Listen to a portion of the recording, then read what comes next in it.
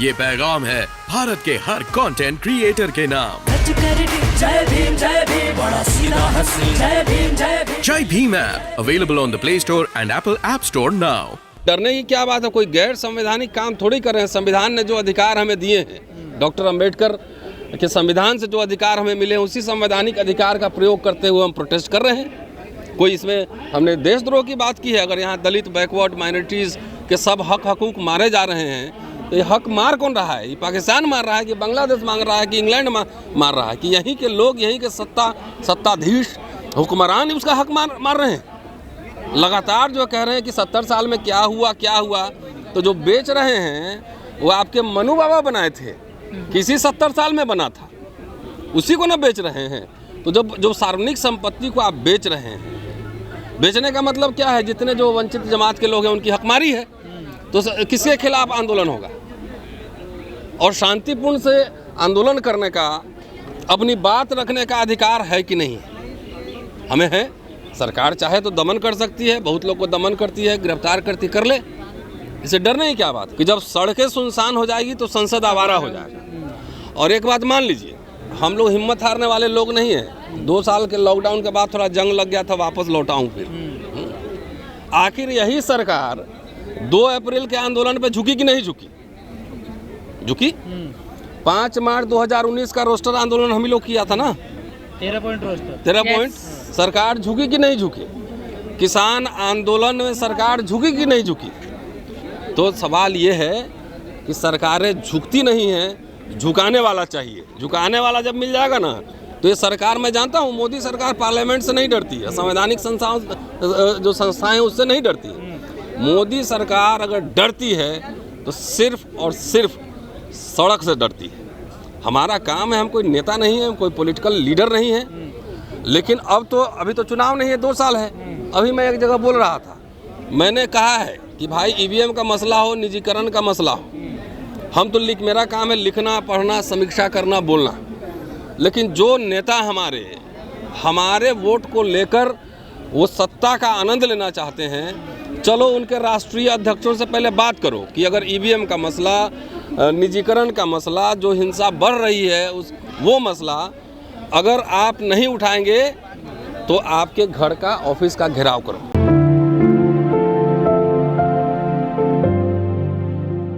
सबसे पहले 2 अप्रैल के शहीद, बहादुर शहीद हमारे जो साथी हुए थे 2 अप्रैल 18 को, उनको नमन है।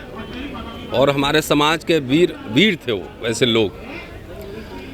अगर सब लोग कोई ना कोई प्रोग्राम कर रहे हैं जितेंद्र मेघवाल को लेकर, चाहे राजस्थान भवन पे गए हैं, कुछ लोग वहाँ राजस्थान भी जा रहे हैं, कल से वहाँ भी सुना आंदोलन शुरू होने वाला है, या निजीकरण को लेकर तमाम जो अगर प्रोटेस्ट हो रहे हैं, तो अच्छी बात है। इससे पता ये लग रहा है कि तमाम विपरीत परिस्थितियों के बावजूद लोग अभी जिंदा हैं, आवाज़ अभी बुलंद कर रहे हैं। संविधान अगर खतरे में है तो संविधान को बचाने वाले यही लोग हैं जो लगातार सरकार से डर नहीं रहे हैं, उनके दमनकारी नीति से डर नहीं रहे हैं और लगातार प्रोटेस्ट कर रहे हैं। तो ये अच्छी बात है और इसको अब मल्टीप्लाई करने की ज़रूरत है। तो डराने की कोशिश की जा रही है क्या? किसे?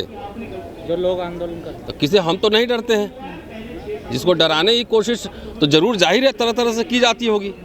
हम कह रहे हैं ईवीएम बहुत सही है, तब भी हम बैलेट पेपर से ही देना चाहते हैं। चुनाव के बाद ही क्यों ईवीएम का बात आती है? नहीं, हाँ, ऐसा है तो नेता से पूछोगे ना। आप मुझे नहीं जानते हैं, जो जानते हैं वो जानते हैं कि कितने मूवमेंट ईवीएम पे हम लोगों ने चलाया है, पहले भी चलाया है। ये सवाल हम बोलेंगे तो 10,000 लोग सुनेंगे, लेकिन यही अगर नेता विपक्ष जो पार्लियामेंट या विधानसभाओं में बैठते हैं, अभी कर्नाटक विधानसभा में उठा है ना मसला, कहाँ गया 19 लाख ईवीएम, तो वहाँ जब नेता बोलेगा तो करोड़ों लोग, सारे नेता मिलकर पार्टी के अध्यक्ष जाएं और चुनाव आयोग को लिख के दें कि आप ईवीएम हटाइए और बैलेट पेपर से कीजिए, नहीं तो हम लोग चुनाव में पार्टिसिपेट नहीं करेंगे। चलाना है सरकार तो मोदी सरकार चलाते रहे। तो ये लिखने में हर्ज क्या है? हम इसलिए उठा रहे हैं कि ये मेरी संवैधानिक जिम्मेदारी है, ये नैतिक जिम्मेदारी है। अब समाज को सोचना है कि वो हमारी बात सुन रहा है कि जो नेता सिर्फ वोट लेकर सत्ता का आनंद लेना चाहता है उसकी बात सुन रहा है। हमारी जिम्मेदारी है ना, पे बैक टू द सोसाइटी। तो एक टीचर एक्टिविस्ट क्या करेगा बताइए मुझे?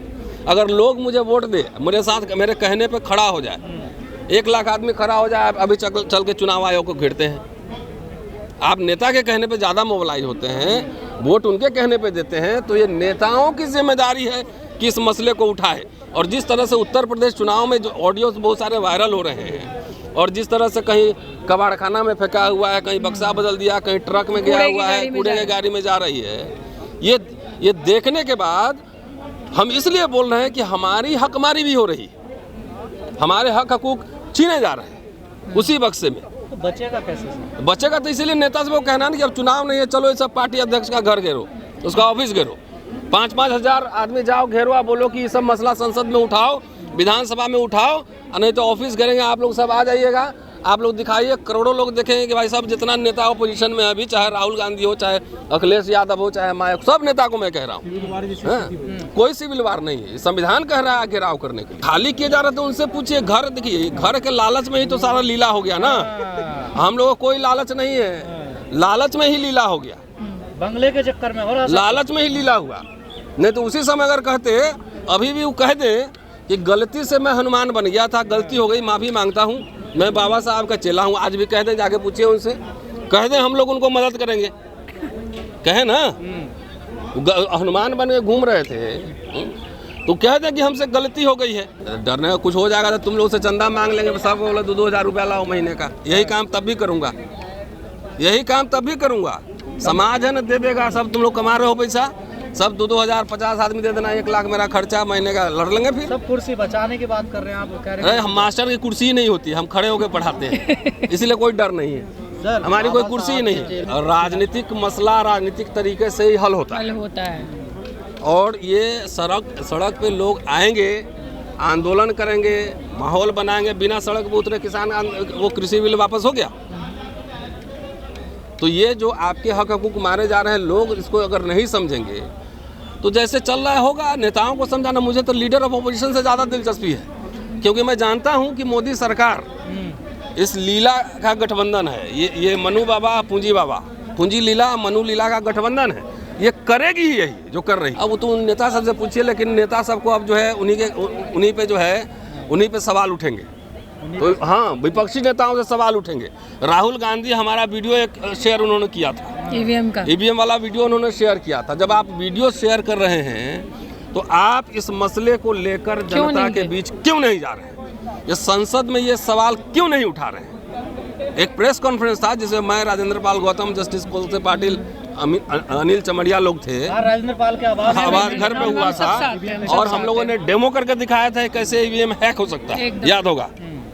तो इसलिए कह रहा हूँ कि वीडियो शेयर करने से बात नहीं होगी, ये आप इसको लेके जाइए संसद में, और सड़क पे आइएगा तो हमको किसी पार्टी के नेता से टिकट नहीं मांगना है।